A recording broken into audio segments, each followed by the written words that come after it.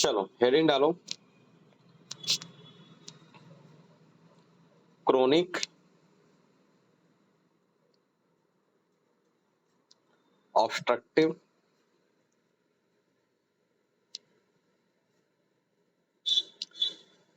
Pulmonary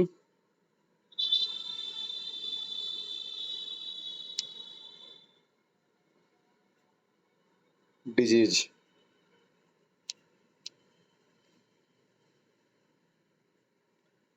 chronic obstructive pulmonary disease, COPD. पुराना नाम इसका था क्रोनिक इन्फ्लामेटरी डिजीज। या करके लिखिए, क्रोनिक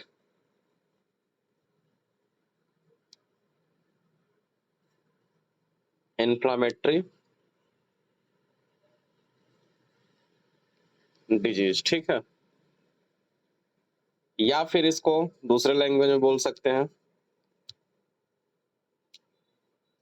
एयर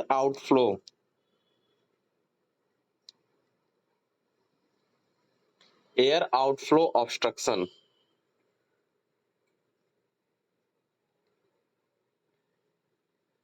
प्लस ब्रोंकोस्पाज्म,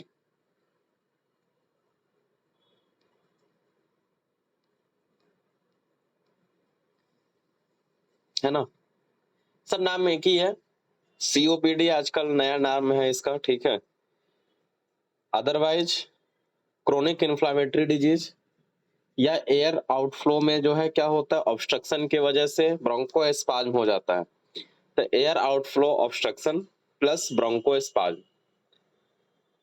जो सीओपीडी है बेसिकली इसके होने में बहुत बड़ा हाथ है, सिर्फ एक ही कारण है इटियोलॉजी इसका, वो है स्मोकिंग।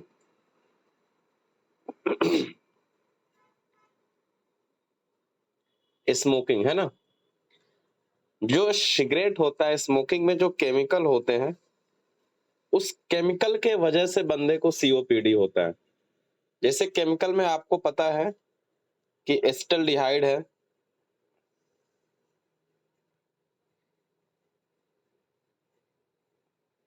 ना, फॉर्मल्डिहाइड है,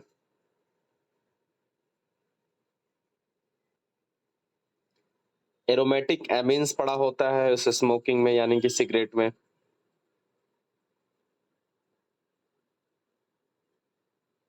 है ना। आर्सेनिक पड़ा होता है उस स्मोकिंग में। ये जो केमिकल्स पड़े हुए हैं ये केमिकल्स हार्मफुल होते हैं, बेंजीन्स, कैडमियम,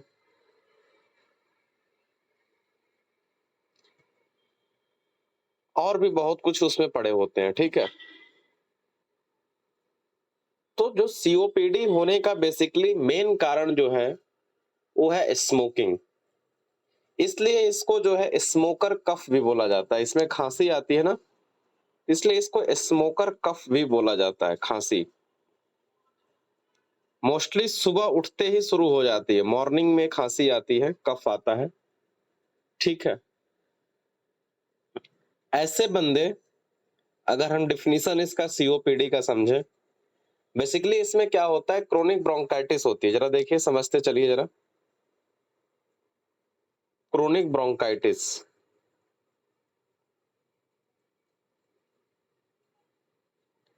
है ना। इसमें क्या होता है, अभी हम इसकी पूरी पैथोलॉजी बताएंगे। खांसी आती है, ठीक है, और ये खांसी हर साल विंटर में एग्रेवेट होती है। पूरे विंटर में ये खांसी रहेगी, अबाउट 3 मंथ्स तक ये खांसी बना रहेगा। और अगर किसी को कंजिक्यूटिव लगातार 2 साल तक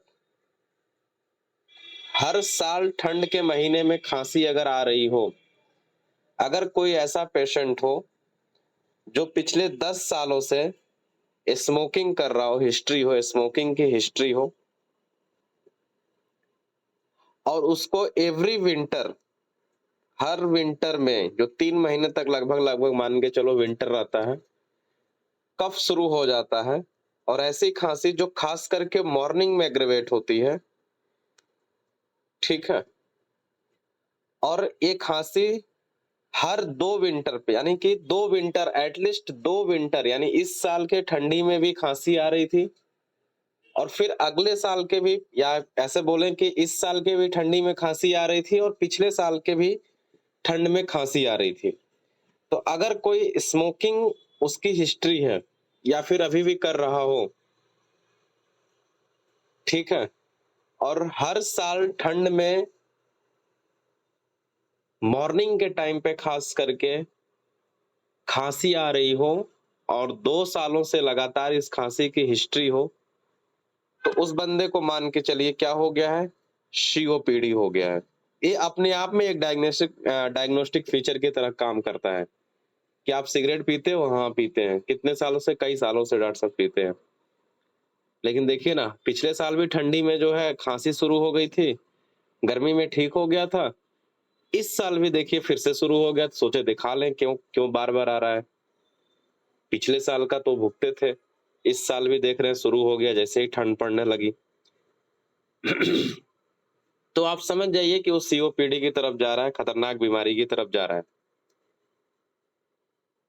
इसमें एक चीज और होता है सीओपीडी कंबाइन रूप से, जैसे कि कोई बंदा है, ठीक है, तो जैसे मान लीजिए ट्रैकिया है, डिवाइड किया, फिर लास्ट में जाके एल्वियोलाई में ये डिवाइड की, ये लंग्स है ना। इसमें क्या होता है कि एल्वियोलाई जो है ये, इसमें परमानेंट इनलार्जमेंट हो जाता है। अभी हम बताएंगे ऐसा क्यों होता है, लिखिए इसी तरह से फोटो बना के, permanent enlargement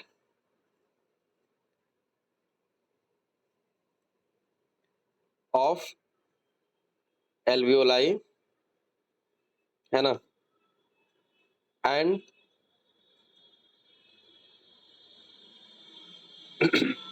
permanent enlargement of alveoli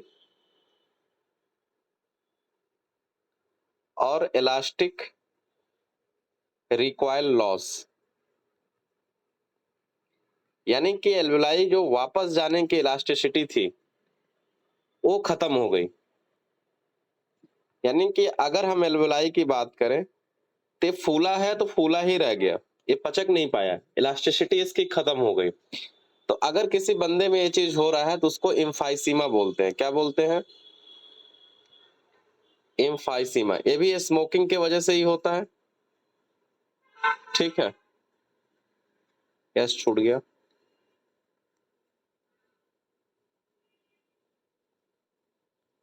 है ना। तो permanent enlargement of alveoli and elastic recoiling loss को क्या बोला गया? यानी ये भी एक स्मोकर में होने वाली बीमारी है जिसमें एल्वियोलाई क्या होती है, परमानेंट तरीके से हमेशा के लिए क्या हो जाती है, इनलार्ज रहती है, जिसके वजह से फीलिंग नहीं हो पाता, एयर की फीलिंग नहीं हो पाती, इलास्टिसिटी उसकी पूरी तरह से खत्म हो जाती है। तो अगर कोई 10 सालों से, ध्यान दीजिए, स्मोकिंग लगातार कर रहा हो तो इसके ब्रोंकस में तो इन्फ्लामेशन होगा ही होगा, साथ में इसकी इलास्टिसिटी भी चली जाती है, इसकी मतलब एल्वियोलाई की, यानी कि यूं बोले कि ब्रोंकाइटिस तो हो ही रहा है, साथ में इम्फाइसीमा भी हो जाता है। यानी कि सीओपीडी जो है दो बीमारियों का मिक्सअप है। अगर आपसे पेपर में पूछ दिया सीओपीडी के बारे में लिखने के लिए तो आप लिखोगे क्रोनिक ब्रोंकाइटिस प्लस इम्फाइसीमा।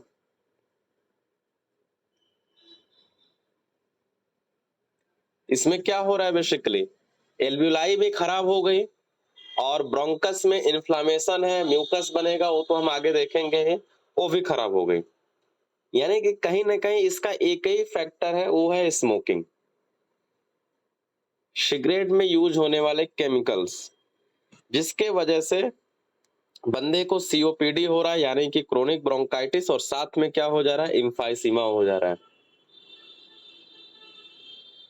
ठीक है। आपको पता है अगर हम एक फोटो ड्रॉ करें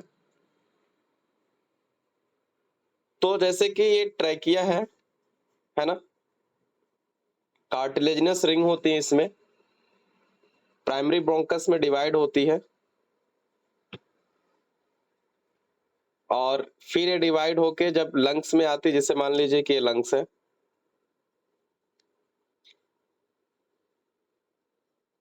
इसमें और डिवाइडिंग होती है, ठीक है।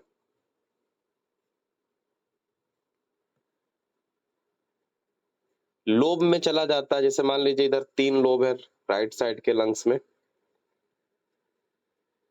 पूरा यहाँ तक होगा ना, मैं आगे तक नहीं बना रहा हूँ। एक लोब ए हो गया, दूसरा लोब ए हो गया, तीसरा लोब ए हो गया। तो जिस लोब में जाती है वैसा नाम हो जाए, जैसे कि ये क्या हो गया, लोअर ब्रोंकाई हो गया, लोब में जा रही है ना, लोअर ब्रोंकाई। फिर आगे जाके वो डिवाइड कर जाती है, जैसे देखिए ये फिर डिवाइड करती है सेगमेंटल ब्रोंकाई में, है ना। फिर ब्रोंक्यूल्स में, आगे फिर बढ़ेगा तो मामला किस में होगा, मैं बहुत फाइन बनाने की कोशिश कर रहा हूँ। फिर ब्रोंक्यूल्स में, फिर ये ब्रोंक्यूल्स डिवाइड होती है रिस्पायरेटरी ब्रोंक्यूल्स में। क्या क्या मैं बोल रहा हूँ फिर से देखिए, ये है ट्रैकिया, टी फॉर ट्रैकिया, यहां से ब्रोंकस शुरू हुआ, है ना, प्राइमरी सेकेंडरी में, प्राइमरी में, ठीक है। फिर वो डिवाइड किया सेकेंडरी में, फिर एकदम अंदर तक चला गया ब्रोंक्यूल्स,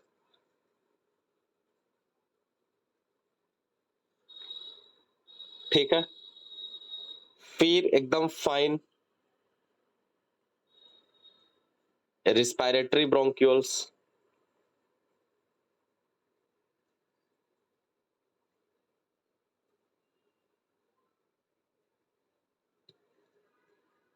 और ये रिस्पायरेटरी ब्रोंक्यूल्स आके कहाँ खुल जाता है बताओ, एल्वियोलाई में,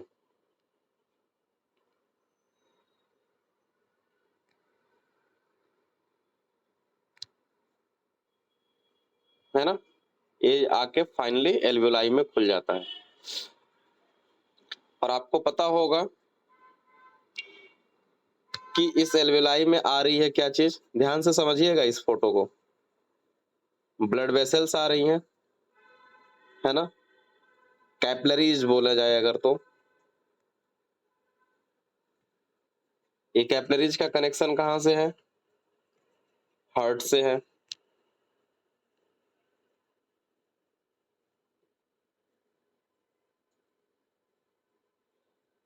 यहाँ से लेके जाएंगी और इधर से ऑक्सीजनेटेड ब्लड लाके इसमें फिल कर देगा। बेसिकली आपको ये पता होगा। हम क्या बताने की कोशिश कर रहे हैं, इसको हटा दे रहे हैं, बहुत रेड रेड दिख रहा है, ध्यान दीजिएगा जरा। ये देखिए, जो आपकी ब्रोंकस है, ध्यान दीजिएगा जरा यहाँ पे, जो आपकी ब्रोंकस है इसके साथ साथ कैपलरीज चलती हैं, यानी ब्लड वेसल्स चलती है, ठीक है, ऐसे करके इसके साथ साथ चलती हैं, ठीक है। जैसे जैसे डिवाइड की रहती है वैसे वैसे कैपलरीज फाइन कैपलरीज में डिवाइड करती चली जाती हैं। तो अगर इसमें इन्फ्लामेशन होगा तो कहीं ना कहीं म्यूकस भी बनेगा। कुछ चीजें अभी एक्स्ट्रा मैं बता रहा हूँ, उसको थोड़ा सा समझने की अभी कोशिश करिएगा, बाद में जब हम लोग एक्सरे पढ़ेंगे तो उसको डिटेल देखेंगे। जनरली जब ऐसे पेशेंटों का जब आप एक्सरे खींचोगे, ठीक है, एक्सरे जब आप खींचोगे, ध्यान देना, तो आपको पता होता है कि एक्सरे में एल्वेलाई में क्या है, एयर है, ब्रोंकस में क्या है, एयर है, ब्लड वेसल्स में क्या है, ब्लड है। यानी कि जहां जहां एयर रहेगा वो क्या दिखेगा, एक्सरे में ब्लैक दिखेगा, और जहां ब्लड होगा वो व्हाइट दिखेगा, ठीक है। यानी कि हमें जो व्हाइट दिखता है वो ब्रोंकस नहीं दिखता है, क्या दिखता है, व्हाइट। अगर हमें किसी एक्सरे में हल्का हल्का सा फाइन व्हाइट दिख रहा है तो इसका मतलब वो ब्लड वेसल से ब्लड में ब्लड जा रही है, क्योंकि ब्रोंकस में क्या है, एयर है। अब देखो, अगर किसी को सीओपीडी या फिर कोई ऐसी लंग्स की बीमारी हुई है, सबके लिए बात लागू हो रही है जिसमें म्यूकस बहुत ज्यादा बन रहा हो। अब इसमें म्यूकस भर गया, अभी हम आगे चर्चा करेंगे, अब फोटो बना रखा है तो इस पे बता दे रहा हूं मैं। म्यूकस अगर बना हुआ है तो mucus is the jelly like substance यानी कि फ्लूइड है। ब्रोंकस में क्या आ गया है, अब नहीं मिट रहा है, बुरा मान गया है। देखो अब ब्रोंकस में क्या आ गया, म्यूकस आ गया। म्यूकस यानी कि फ्लूइड, है ना। अगर किसी के लंग्स में, फेफड़े में बहुत ज्यादा बलगम बना हुआ है, म्यूकस बना हुआ है, जब उसका एक्सरे खींचोगे तो आपको तो पता है कि ब्लड वेसल्स वाइट वाइट दिखेगी, लेकिन आपको इस वाइट लाइन के साथ, जैसे मान लीजिए कि ये ब्लड वेसल्स ऐसे एक्सरे में दिख रहा है, तो आपको जैसे कि आपको पता है कि ये जो है ऐसे अगर जा रहा है तो ये कैपिलरीज होगी, ठीक है, आपको ये चीज पता है कि ये कैपिलरीज होगी। लेकिन आपको बहुत फाइन इसके पैरेलल साथ में ब्रोंकस भी दिखने लगेगा। आपको लगेगा कि डबल मार्जिन क्यों दिख रहा है, क्योंकि ब्रोंकस में क्या आ गया है, म्यूकस आ गया है। तो आपको लगेगा कि ये क्यों दिख रहा है, तो आप पूछोगे कि बलगम भी बहुत ज्यादा बना हुआ था क्या, या बना हुआ है क्या। आप स्टेथो रखोगे, आपको वीजिंग साउंड सुनाई देगी, कहीं ना कहीं ब्रोंकोवेस्कुलर मार्जिन दिखेगा आपको।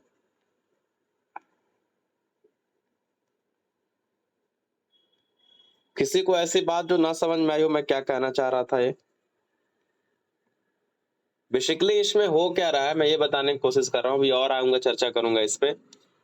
फोटो बना है, इस फोटो में बताने की कोशिश ये किया जा रहा है कि अगर आप एक्सरे देखोगे तो नॉर्मल एक्सरे में ब्रोंकस नहीं दिखता है, क्योंकि उसमें एयर भरा हुआ है, तो एयर ब्लैक आता है, आप नहीं देख पाओगे।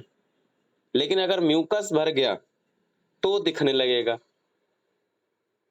आपको पता है कि ब्रोंकस के साथ साथ हमने बताया अभी अभी कि ब्लड कैपिलरीज भी चलती हैं, तो ब्लड कैपिलरीज के चलने के वजह से वो हल्का हल्का सा फाइन व्हाइट दिखेगा। लेकिन अगर किसी के ब्रोंकस में एल्वियोलाई या ब्रोंकस में अगर म्यूकस भरा हुआ है, तो उसी ब्लड वेसल्स के साथ साथ आपको फाइन व्हाइट कलर की लाइन भी दिखेगी, यानी कि आपको कहीं ना कहीं नजर आएगा कि भाई म्यूकस भरा हुआ है। ये चीज और क्लियर होगी जब हम एक्सरे पढ़ाएंगे इसका, ठीक है। तो इतनी बात समझ में आ गई। अब देखिए, मेरे पास रंग बिरंगा पेन है तो हम इसका पूरा फायदा उठाएंगे। अब हम एक ब्रोंकस को उठा रहे हैं,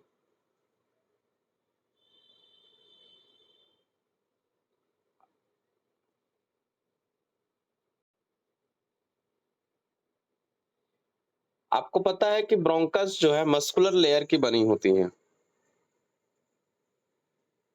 ठीक है। इस साइड भी पहले फोटो बना लेने दीजिए, एक पूरे पेज पे बनाइएगा, चलिए अच्छा बनाइए। ऊपर भी जगह होनी चाहिए, नीचे भी जगह होनी चाहिए। ये क्या है, ये है ब्रोंकस।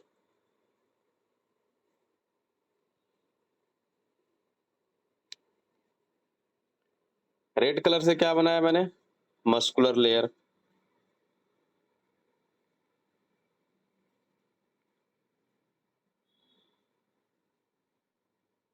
ब्रोंकस के अंदर, ठीक है, इसमें जो लेयर होती हैं, म्यूकोजल लेयर होती है, उसमें सीलिया लगा होता है, यानी सिलेरी एपिथेलियम की बनी होती है। देखिए जरा ऐसे करके इस सीलिया लगा हुआ रहता है। यही म्यूको क्लियरेंस के लिए काफी हेल्पफुल रहता है। यही सीलिया जो है क्या करता है, म्यूकस को आगे की तरफ धक्का देके निकालने की कोशिश करता है। या फिर कोई भी अगर बाहरी पार्टिकल्स आता है, इस बाहरी पार्टिकल्स इसी सीलिया में चिपक जाते हैं, डस्ट वगैरह। कल हम लोगों ने देखा था ना लास्ट टाइम के क्लास में, डिफेंस मैकेनिज्म के तहत। तो म्यूकोजल लेयर में क्या हो रही है, सिलियरी एपिथेलियम है, जो कि मूव करते रहते हैं, हिलते रहते हैं। ये क्या है, ग्रीन कलर से जो मैंने बनाया, ये क्या है, mucosal layer with ciliary epithelium,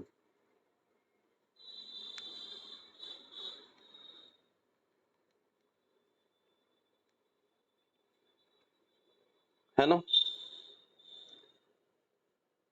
इसी इन्हीं के बीच बीच में म्यूकस सिक्रेटरिंग ग्लैंड भी होती है। ग्लैंड ना बोल के ग्लैंड ही बोलेंगे, म्यूकस सिक्रेटरी ग्लैंड होती है। देखिए यही म्यूकस सिक्रीट करती रहती है, म्यूकस सिक्रीट करके इसके अंदर म्यूकस डिस्चार्ज कर देती हैं। ये जो अभी मैंने बताया ये क्या है? म्यूकस सिक्रेटरी ग्लैंड, ठीक है।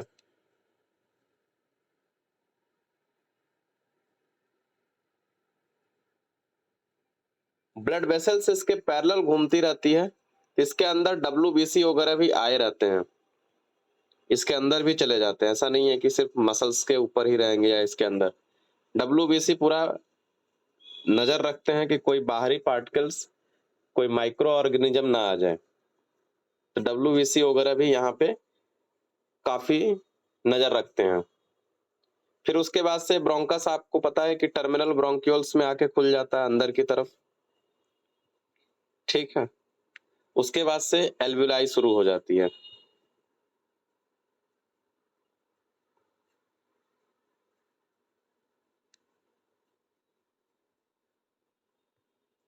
ये क्या है? मान के चलिए ये क्या है? एल्वियोलाई है, ठीक है। ये भी सेल्स की बनी हुई है।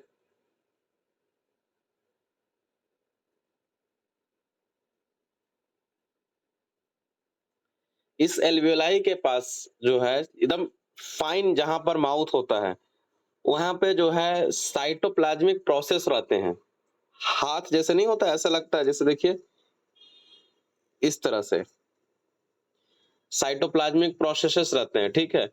ये बैक्टीरिया को पकड़ के ही मार देते हैं, ये यहाँ तक अंदर आने ही नहीं देते हैं। अगर मान लो यहाँ से म्यूकस से कुछ बच गया, कुछ ये जो सीलिया है ये नहीं पकड़ पाई अगर, तो जो भी छोटा बचा हुआ, मान लीजिए कि कोई भी माइक्रो ऑर्गेनिज्म है या कोई भी पार्टिकल्स ऐसा जो बच गया है, तो उसको फाइनली ये पकड़ लेता है।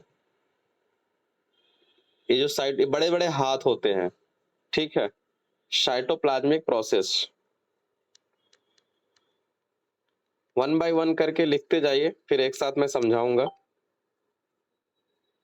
साइटोप्लाज्मिक प्रोसेस, है ना।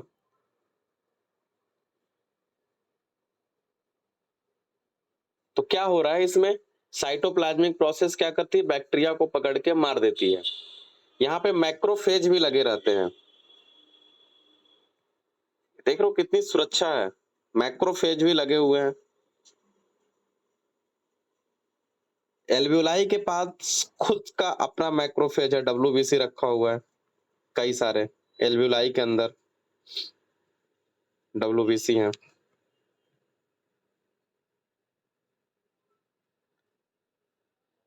आपको पता है कि इस एल्वियोलाई के चारों तरफ क्या होंगी? ब्लड की कैपिलरीज आई होंगी। ऑक्सीजन का क्या करने? एक्सचेंज करने, कार्बन डाइऑक्साइड को एक्सचेंज करने।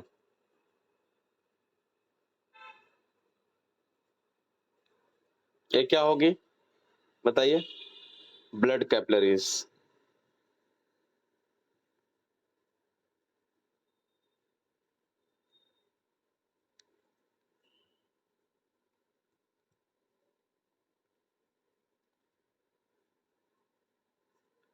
इस ब्लड कैपिलरीज में जो है कैपिलियर मेम्ब्रेन होता है। देखिए एल्वियोलर के चारों तरफ एक पतली सी झिल्ली पाई जाती है।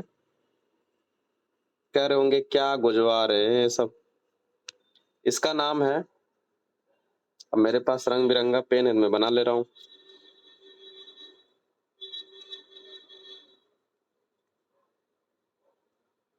Alveolar capillary membrane,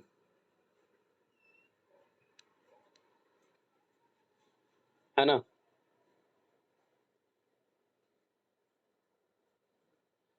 just blood vessels और एल्वियोलाई के बीच में मेम्ब्रेन होती है। और ये जो आपको अभी ये फोटो में दिख रहा है, मान लीजिए ये वाला लेयर, इसको बोला जाता है एल्वियोलाई का एल्वियोलर एपिथेलियम। छोटे छोटे सेल्स से मिलके बने होते हैं, तो एल्वियोलर एपिथेलियम, जिसको बोला जाता है pneumocytes. Pneumocytes.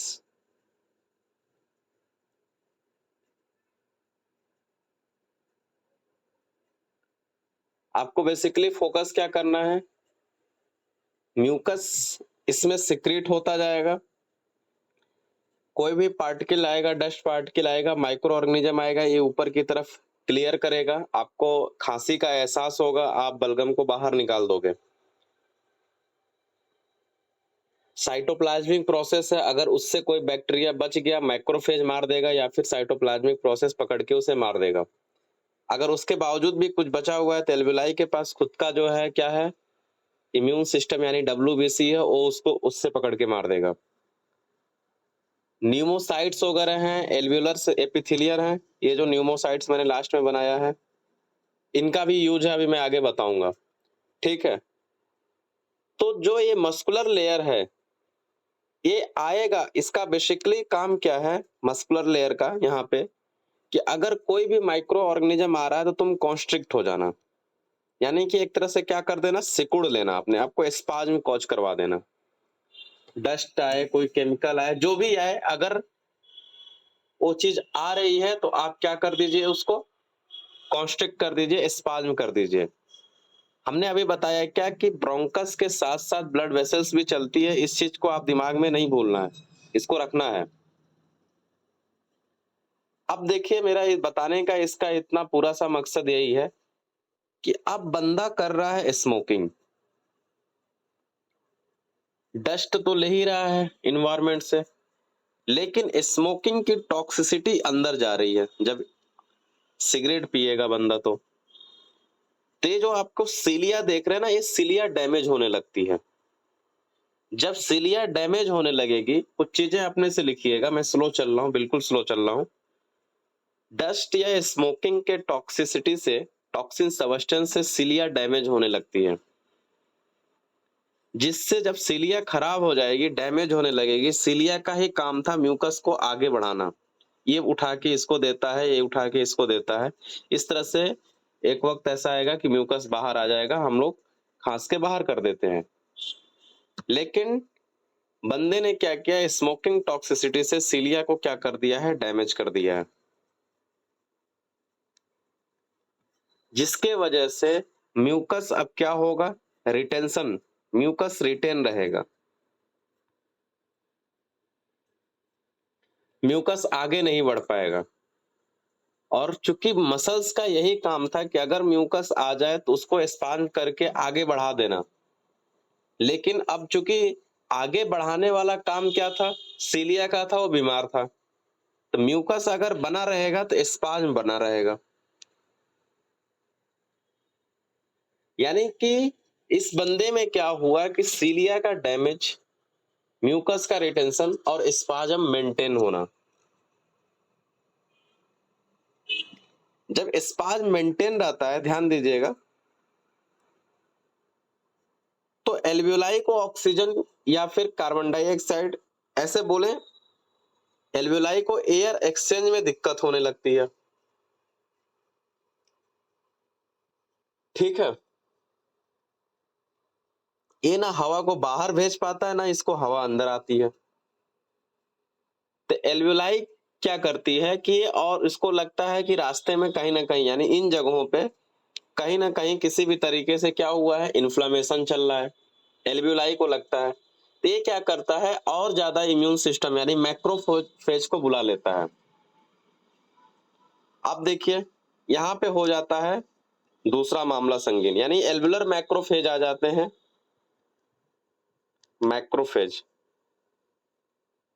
Step by step समझिएगा। पहले क्या हुआ, डस्ट के वजह से, ये स्मोकिंग के टॉक्सिन के वजह से सिलिया डैमेज हुई, म्यूकस का रिटेन हुआ, स्पाज्म हुआ, अब रास्ता पेटेंट हो गया है, जाम हो रहा है, ऑब्स्ट्रक्शन हो रहा है, जिसके वजह से मैक्रोफेज आता है।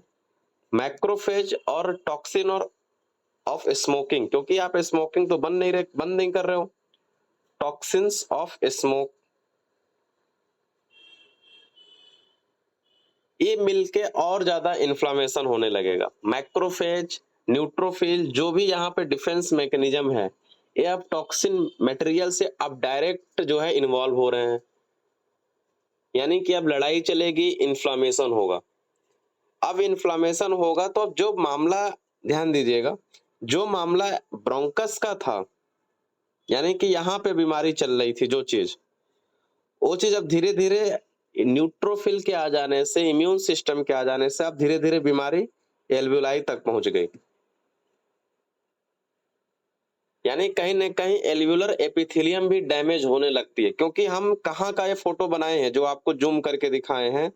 बेसिकली हम जूम करके फोटो जो बनाए हैं, हम यहाँ का बनाए हैं। आप देखिए, इस जगह का हमने बनाया है। कितना फाइन अंदर जाके इन्फ्लेमेशन चल रहा है, क्योंकि ऊपर तक तो आपका रास्ता ज्यादा था, तो आपने स्मोकिंग किया, सिलिया डैमेज हुआ, बहुत से सिलिया थे तो मैनेज होता चला गया। लेकिन एकदम फाइन जब आप चले जाओगे, बहुत नैरो होता जाएगा, तो वहां स्पाज्म भी होगा, तब भी सिलिया खराब हो गई। तो ये जो फिगर आउट हुआ है, ये बहुत ही ज्यादा फाइन हो गया है, बहुत अंदर तक का चला गया है मामला। अब देखो, ये फोटो बना लिए हो ना सब लोग? ठीक है। लंग्स में जो है नॉर्मल फिजियोलॉजी, अब 3 बातें 4 बातें एक साथ मैं बता रहा हूं, ध्यान दीजिएगा। लंग्स में जो है एंटीऑक्सीडेंट बनाता है लंग्स। ये नॉर्मल फिजियोलॉजी है, एंटीऑक्सीडेंट बनाना। लंग्स क्या करता है? एंटीऑक्सीडेंट बनाता है। ये क्या करता है? लंग्स को, यानी कि एल्वियोलाई को हेल्प करता है कि इसमें इन्फ्लेमेशन या इन्फेक्शन ना हो जाए। लेकिन चूंकि यहाँ पे क्या हो गया है, इन्फ्लेमेशन के वजह से, टॉक्सिन के वजह से एंटीऑक्सीडेंट भी बनना कम हो गया है,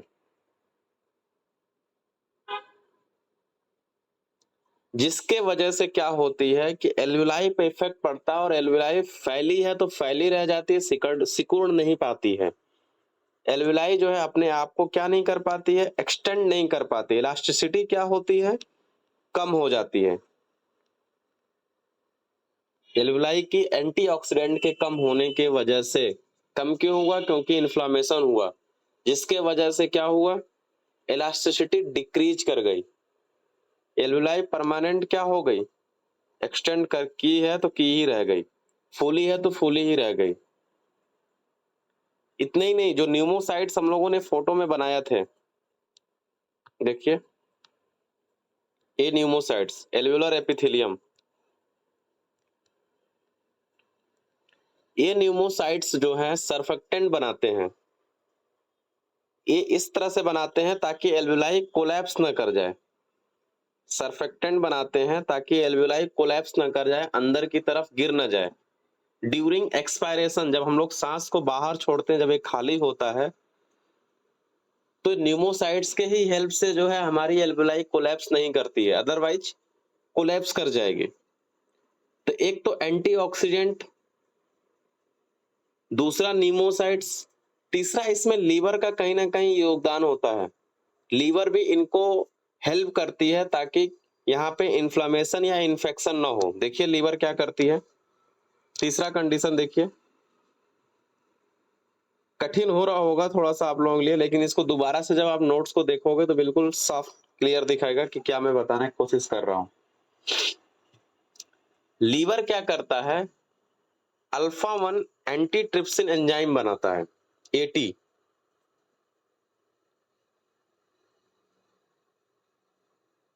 एक तरह से एल्वुलर मैक्रोफेज की तरह काम करता है, डस्ट पार्टिकल्स को, माइक्रो ऑर्गेनिज्म को पकड़ के मारने का काम करता है। यानी ये भी एक तरह से लीवर से बनने वाला ये एंजाइम क्या है? डिफेंस मैकेनिज्म में काम कर रहा है। ठीक है, कहीं ना कहीं एल्वुलाई की हेल्प कर रहा है, भाई तुम डैमेज मत हो जाना। अगर किसी बंदे को अल्कोहलिज्म भी साथ में कर रहा हो, अगर किसी बंदे को स्मोकिंग के साथ साथ अल्कोहल भी पी रहा हो, जिसके वजह से लीवर अगर डैमेज हो गया है, तो बंदे में अल्फा 1 एटी की भी कमी हो जाएगी। यानी कि 3-4 बातें एक साथ मैंने बताया। एक तो एंटीऑक्सीडेंट, दूसरा सर्फेक्टेंट यानी कि न्यूमोसाइट्स की कमी, तीसरा अगर लीवर बीमार है तो अल्फा 1 एटी की भी कमी हो जाएगी। तो अगर किसी पेशेंट को इम्फाइसीमा हो रहा है, इम्फाइसीमा यानी कि कहीं ना कहीं एल्वुलाई में इलास्टिसिटी की कमी, रिकॉइलिंग कैपेसिटी खत्म हो रही है, अगर तो उसमें तो एक तो आप देखो कि स्मोकिंग बहुत बड़ा हाथ है। अगर हम इटियोलॉजी ऑफ एम्फाइसीमा की अगर सिर्फ बात करें, इटियोलॉजी ऑफ एम्फाइसीमा,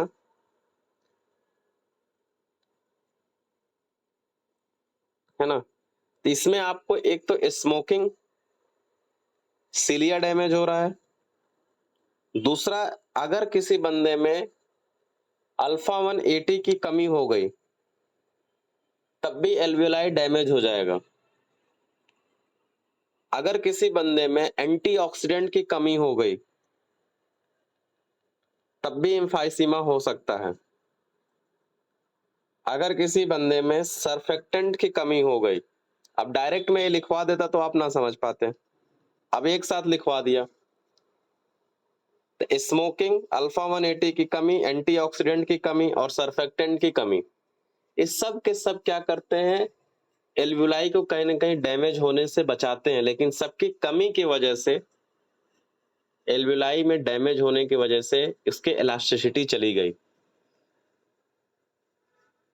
यानी कि आपने दो चीजें देखा, ध्यान दीजिएगा, दो चीजें देखा। एक तो आपने देखा कि रास्ता पेटेंट हो रहा है, ये रास्ता, क्योंकि अब म्यूकस आगे नहीं बढ़ रहा है, सीलिया डैमेज हो गया है।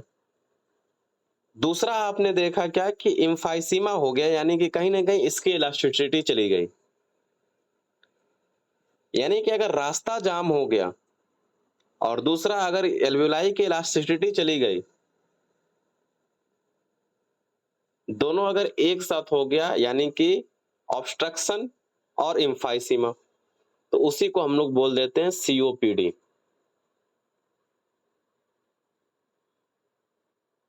आई बात समझ में आता है? तो सीओपीडी में कुछ यूं पैथोफिजियोलॉजी के बेसिस पे हम लोगों ने देखा क्या कि किस तरह से एक टॉक्सिक मटेरियल जो कि स्मोकिंग में है, बेंजीन, एसिटाल्डिहाइड वगैरह तमाम ऐसी चीजें हैं जो सीलिया को डैमेज कर दी, और किस तरह से एंटीऑक्सीडेंट, न्यूमोसाइड, लीवर के वजह से रिक्वायलिंग कैपेसिटी भी, इलास्टिसिटी भी क्या हो गई, लॉस हो गई।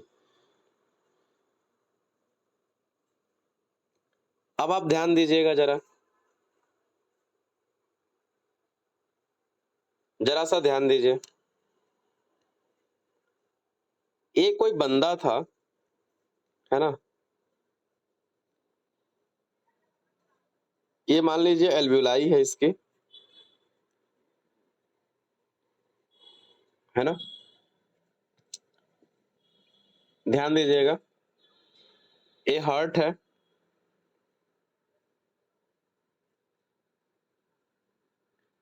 हार्ट से आपको पता है कि यहां से ब्लड वेसल्स निकलेगी पल्मोनरी आर्टरी, ये जाएगी पल्मोनरी आर्टरी, ये दोनों जगह सप्लाई करेगी, दोनों लंग्स में जाती है, अभी हम एक लंग्स पे फोकस कर रहे हैं। फिर यहां से ऑक्सीजनेटेड होके ये क्या करेगी, पल्मोनरी वेन के माध्यम से जो है लेफ्ट आर्टरियम में आ जाएगी, वैसे इधर से भी आ जाएगी। ठीक है, ये बात आपको बेसिक पता है। आपको ये भी बात पता है कि यहाँ से जो आ रही है superior vena cava, inferior vena cava, पूरे बॉडी में सप्लाई इधर से। ठीक है, यहीं कहीं लीवर भी पड़ा होगा, मान लीजिए लीवर है। अब देखिए मेरा बताने का यहाँ क्या उद्देश्य, जरा समझिएगा बात को, इधर उधर नहीं जाइएगा, नहीं तो समझ में नहीं आएगा। बेसिकली इसमें क्या हो रहा है कि एम्फाइसीमा के वजह से इलास्टिसिटी, रिक्वायलिंग कैपेसिटी खत्म हो गई। ठीक है, चलो, इससे क्या होगा, गैस का एक्सचेंज होना डिक्रीज कर जाएगा, क्योंकि अब इसमें इलास्टिसिटी तो है ही नहीं। आप लिखिए इसमें, ऐसे लिखिए, क्रोनिक ब्रोंकाइटिस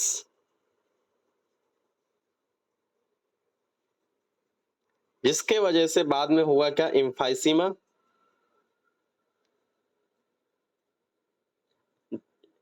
यानी कि लॉस ऑफ इलास्टिसिटी रिक्वायलिंग, जिसके वजह से क्या हो गया, गैस का एक्सचेंज क्या हो गया,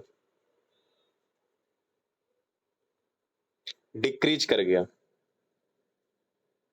वेंटिलेशन परफ्यूजन मिसमैच हो गया। क्या मैं बोल रहा हूं नया वर्ड? वेंटिलेशन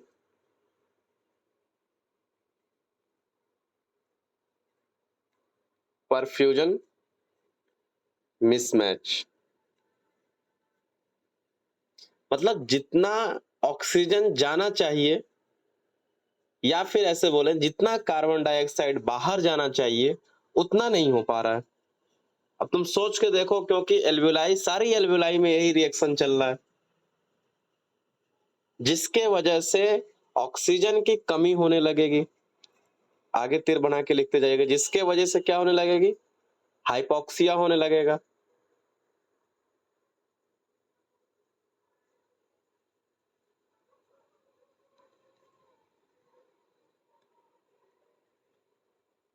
अब चूंकि आपको पता है कि कैपिलरीज को भी ब्लड चाहिए, कैपिलरीज को भी ऑक्सीजन चाहिए, अगर ब्लड का एक्सचेंज कम होने लगेगा, यहाँ पे सॉरी, ऑक्सीजन का एक्सचेंज अगर कम होने लगेगा तो कहीं ना कहीं कैपिलरीज को भी ऑक्सीजन कम मिलेगा, क्योंकि सबसे ज्यादा हिस्से का ब्लड ब्रेन को सप्लाई किया जाता है।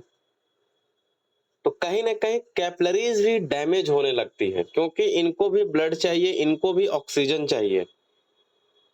और बिल्कुल फाइन रिएक्शन चल रहा है, आपको पता है कि ये कैपिलरीज एल्वेलाई आई और यहीं पे रिएक्शन चल रहे हैं सारे। तो धीरे धीरे ऑक्सीजन के आदान प्रदान तो कम हो ही रहा था, दूसरा कैपिलरीज भी डैमेज होने लगी। उसके आगे बढ़ा दीजिएगा, क्या होने लगा? कैपिलरीज क्या करने लगी? डैमेज होने लगी। इनको भी ऑक्सीजन चाहिए था, हाइपोक्सिया हो गया, जिसके वजह से और ज्यादा ऑक्सीजन की कमी होने लगेगी।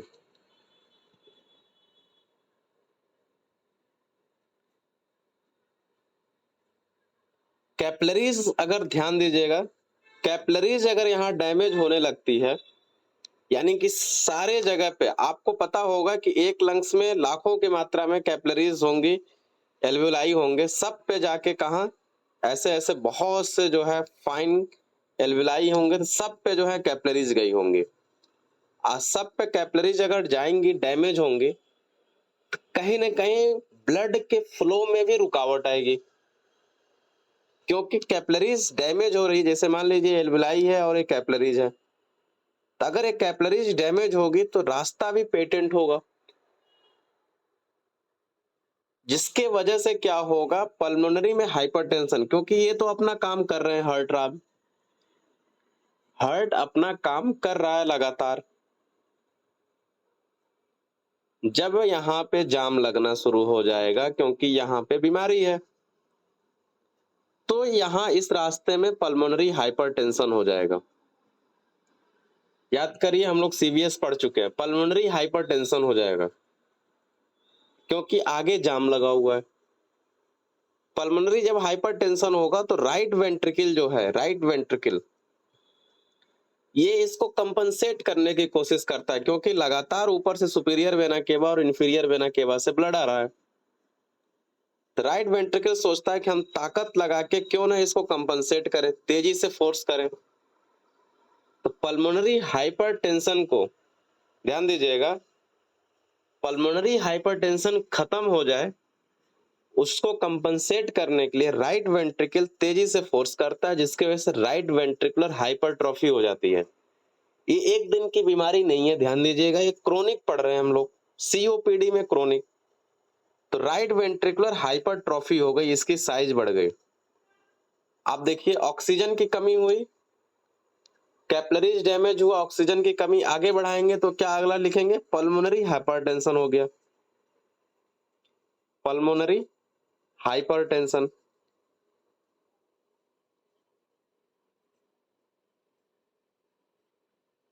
पल्मोनरी हाइपरटेंशन को कंपनसेट करने के लिए, छुड़ाने के लिए राइट वेंट्रिकल ज्यादा काम करी, जिसकी वजह से राइट वेंट्रिकुलर हाइपरट्रॉफी हो गई।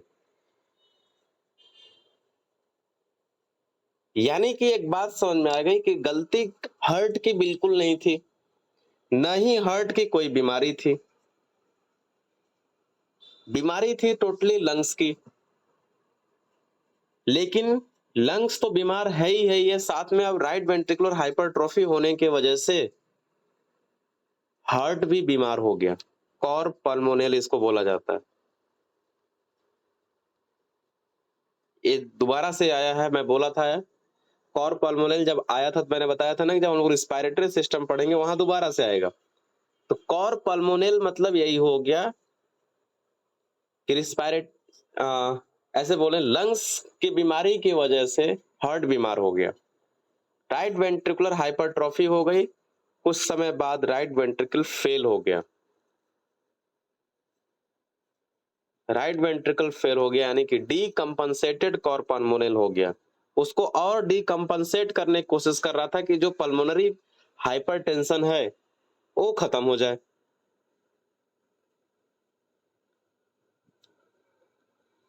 कोई ऐसा जिसको ना समझ में आ रहा हो? डीकंपनसेटेड कॉर पल्मोनेल एक दूसरे से बिल्कुल लिंक है। अब थोड़ा सा ज्यादा लग रहा होगा क्योंकि ये मेडिसिन की क्लास है, तो पीएम तो अपने आप में ठीक है। तो देखिए, फिर से एक बार देखिए, क्रोनिक ब्रोंकाइटिस हुई, एम्फाइसीमा हुआ, गैसियस एक्सचेंज कम हुआ, वेंटिलेशन और परफ्यूजन मिसमैच हुआ, जितना जो ऑक्सीजन अंदर आना चाहिए, जितना कार्बन डाइऑक्साइड बाहर जाना चाहिए, हाइपोक्सिया हुआ, उसके वजह से कैपिलरी डैमेज हुआ, ऑक्सीजन और ज्यादा फॉल करने लगा, पल्मोनरी हाइपरटेंशन हो गया, जिसकी वजह से राइट वेंट्रिकुलर हाइपरट्रोफी हो गई, कॉर पल्मोनेल हो गया। और एक समय ऐसा आया कि राइट वेंट्रिकुलर फेल होकर गया, डीकंपनसेटेड कॉर पल्मोनेल हो गया। अब आप बताइए कि ऐसे बंदों की, ध्यान दीजिए, राइट वेंट्रिकुलर हाइपरट्रोफी हो गई, फिर एक समय ऐसा आया राइट वेंट्रिकल फेल कर गई, यानी अब पंप नहीं कर रही है। हमने पढ़ा था कि अब पंप नहीं करेगी तो यहां ब्लड रुकेगा, फिर यहां ब्लड रुकना शुरू हो जाएगा, फिर इसमें भी ब्लड रुकेगा। अब वही कहानी है पूरा। फिर हिपैटोमेगैली हो जाएगी, जुगुलर वेन, क्योंकि ऊपर से क्या आ रहा है, ऊपर से आ रहा है सुपीरियर वेना केवा, इसमें भी ब्लड रुकेगा, तो जुगुलर वेन प्रेशर भी बढ़ा हुआ मिलेगा, पैरों में इडिमा देखने को मिलेगा। अब सारे साइन एंड सिम्टम जो हम लोग वही सब पढ़ के आए हैं, पीडल एडिमा मिलेगा, जुगुलर वेन प्रेशर मिलेगा, हिपैटोमेगैली मिलने लगा, है ना। यानी कि अब तक के जो हम लोग पढ़ के आए थे सीवीएस में, उसमें तो डायरेक्ट सिम्टम मिल रहे थे। अब पेशेंट खांसेगा भी, सांस भी फूलेगी, पूरा शोल्डर मसल्स की यूज करके गहरी सांस लेने की कोशिश करेगा, और साथ साथ में पिडल एडिमा, जुगुलर वेन प्रेशर, हिपैटोमेगैली, ये सब भी साथ में मिल सकता है। यानी कहीं ना कहीं पेशेंट आएगा, डॉक्टर साहब कहेगा डॉक्टर साहब पिछले 2 ठंडी से 3 ठंडी से मुझे खांसी आ रही है, हर ठंडी में बढ़ जा रही है, अब तो ऐसा समय आ गया कि लगातार खांसी हो रही है। देखिए, पता नहीं क्यों आजकल पैर भी सूज रहा है। कुछ बताइए डॉक्टर साहब, कोई बीमारी तो नहीं ना हो गई? हम सिगरेट भी बहुत ज्यादा पीते हैं, हुक्का पीते हैं, तब डॉक्टर पढ़ा है आपको बोल देगा कि सीओपीडी है भाई। तो बेसिकली इसमें जो कहानी है, ये 2 बीमारियों की कहानी एक साथ चल रही है, इवन अब तो तीसरा भी ऐड हो गया। सीओपीडी में आपने देखा कि ऑब्स्ट्रक्शन, क्रोनिक ब्रोंकाइटिस हो रही है, प्लस एम्फाइसीमा हो रहा है। कहानी अगर आप ट्रीट नहीं करोगे तो राइट वेंट्रिकुलर फेल्योर भी तक कहानी चली जा रही है। ठीक है, तो कल हम लोग देखेंगे इसमें क्या क्या क्लिनिकल फीचर आएंगे, क्या क्या जांचें हैं इसकी, एक्सरे फाइंडिंग क्या होगी, और क्या इसका रिस्क फैक्टर है, और क्या मैनेजमेंट ट्रीटमेंट है, ये हम लोग कल की क्लास में देखेंगे। ठीक है।